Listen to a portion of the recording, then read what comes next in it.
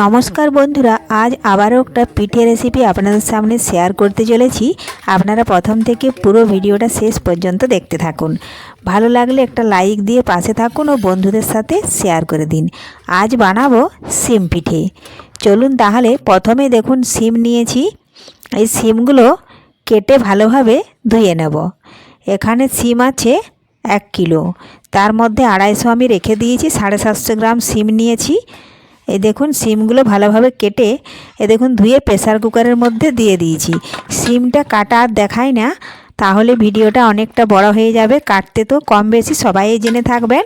এই দেখুন বন্ধুরা, ধুয়ে প্রেসার কুকারের মধ্যে দিয়ে দিচ্ছি। এবারে পরিমাণ মতো দেব আমি লবণ আর হলুদ গুঁড়ো।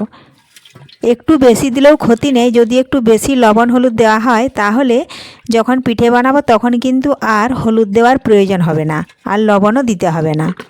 এই দেখুন ধুয়ে নিয়েছি, এখন দিলাম লবণ আর দেব আমি হলুদ গুঁড়ো।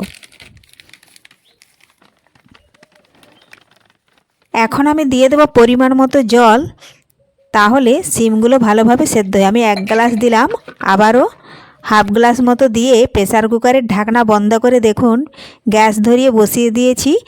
আমি এখানে 3টে সিটি দিয়ে দেব, কারণ বীজ হয়ে গেছে, এই জন্য সিমটা সেদ্ধ হতে একটু বেশি সময় লাগবে।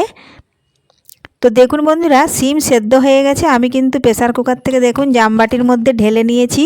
অনেকক্ষণ হয়ে গেছে আর ঠান্ডাও হয়ে গেছে ভালোভাবে। দেখুন আমি হাত দিতে পারছি। এখন হাত দিয়ে সিমগুলো একটু মেখে নেব। এই দেখুন এইভাবে মেখে নিচ্ছি সিমটা, তাহলে চালের গুঁড়ির সাথে ভালোভাবে মিশে যাবে। আর সিমটা যদি না মাখায়, কারণ সিমটা অনেকটা বড় বড় আমি কেটেছি, আর ছোট যদি কেটে থাকি তাও কিন্তু সিমটা এইভাবে একটু মেখে নিতে হবে। তার আগে যদি কোনো বন্ধু আমার চ্যানেলে নতুন হয়ে থাকেন, চ্যানেলটি সাবস্ক্রাইব করে বেল আইকন হলে সেট করে দিন সবার প্রথমে আমার এই রেসিপি পেতে। তো দেখুন বন্ধুরা, আমি হাতের সাহায্যে ভালোভাবে মেখে নিলাম। আপনারা পারলে মিক্সিতেও এর পেস্ট বানিয়ে নিতে পারেন। তো এখন এর মধ্যে দিয়ে দিচ্ছি কাঁচা লঙ্কা, আদা বাটা, আর দেব আমি পরিমাণ মতো জিরে গুঁড়ো। তাহলে সিমের যে একটা গন্ধ থাকে সেই গন্ধটা কিন্তু আর থাকবে না, পিঠেটা খেতে কিন্তু খুবই ভালো লাগবে। এখন আমি দিয়ে দিচ্ছি কিছুটা লঙ্কার গুঁড়ো। ঝালটা আপনারা আপনাদের পছন্দ মতো দেবেন, যে যতটাই ঝাল খেতে চান সে কিন্তু ততটাই ঝাল দেবেন। আর দেখুন হাত দিয়ে ভালোভাবে আমি মেখে নিলাম, সিমের সাথে মিশিয়ে নিয়েছি। এখন পরিমাণ মতো চালের গুঁড়ি দেব। এই দেখুন এখানে আমি 500 গ্রাম চালের গুঁড়ি দিয়ে দিয়েছি। সিমের পরিমাণ অনুযায়ী কিন্তু চালের গুঁড়িটা দিতে হবে। খুব বেশি চালের গুঁড়ি দেওয়া হয়ে গেলে পিঠেটা খেতে অতটা স্বাদ হবে না। তো দেখুন ভালোভাবে হাত দিয়ে মেখে নিচ্ছি, যেমন ঢেলা পেকে না যায়, এই জন্যই ভালোভাবে হাত দিয়ে মেখে মিশিয়ে নেব সিমের সাথে চালের গুঁড়ি। যদি প্রয়োজন হয় সামান্য পরিমাণে একটু জলও দেব। পরে আমি দেখাচ্ছি কীরকমভাবে বানাবো।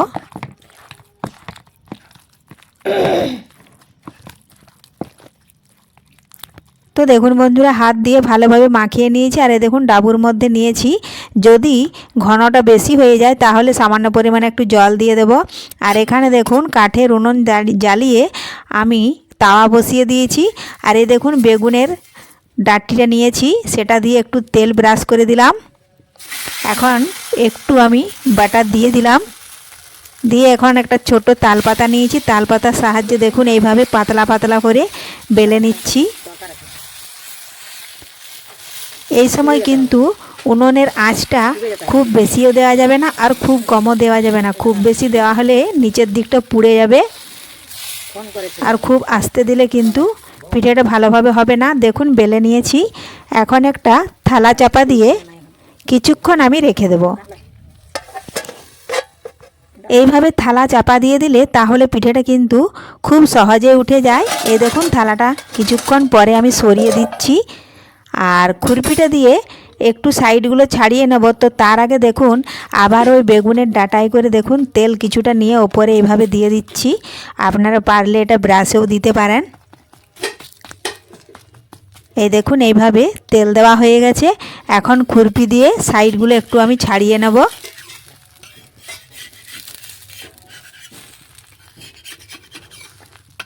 দেখুন ছাড়িয়ে নিয়েছি। এখন মাঝ থেকে নিয়ে আমি উল্টে নিচ্ছি। আবারও কিছুক্ষণ পিঠেটা ভেজে নেব, আর কিন্তু ঢাকা দেওয়ার প্রয়োজন নেই।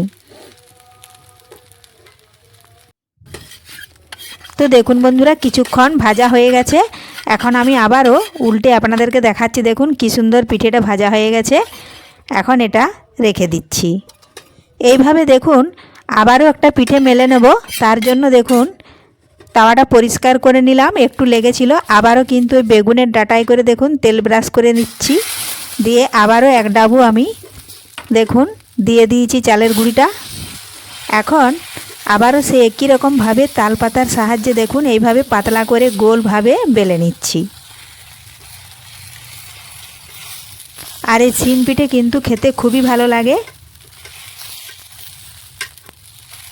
এ দেখুন বেলে নিয়েছি। আবারও একই রকমভাবে থালা চাপা দিয়ে 5 থেকে 10 সেকেন্ড মতো রেখে দেব, তাহলে পিঠেটা হয়ে যাবে। তো ফিরে এলাম বন্ধুরা 5 থেকে 10 সেকেন্ড পর। তো ঢাকা তুলে নিয়েছি। আবার ওই বেগুনের ডাঁটাই করে দেখুন তেল নিয়ে আবার একটু দিয়ে দিলাম।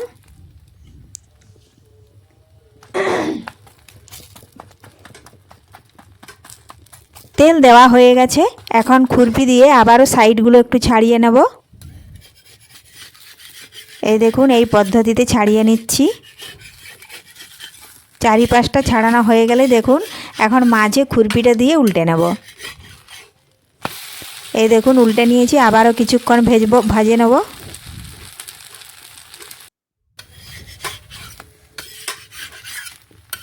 কিছুক্ষণ ভাজার পরে দেখুন আবার উল্টে নিয়েছি।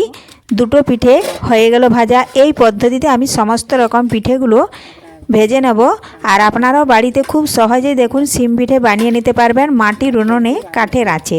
তো আজকের এই পিঠে রেসিপি আপনাদের কেমন লেগেছে অবশ্যই কমেন্ট করতে ভুলবেন না। পুরো ভিডিওটা ভালো লাগলে লাইক, শেয়ার ও সাবস্ক্রাইব করে আমার পাশে থাকবেন। দেখুন বন্ধুরা সমস্ত পিঠেগুলো বানানো হয়ে গেছে। এই দেখুন উল্টিয়ে দেখাচ্ছি।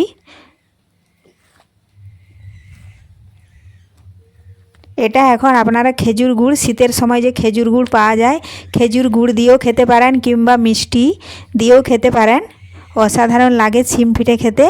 ধন্যবাদ। ফিরে আসবো আবারও পরের ভিডিওতে।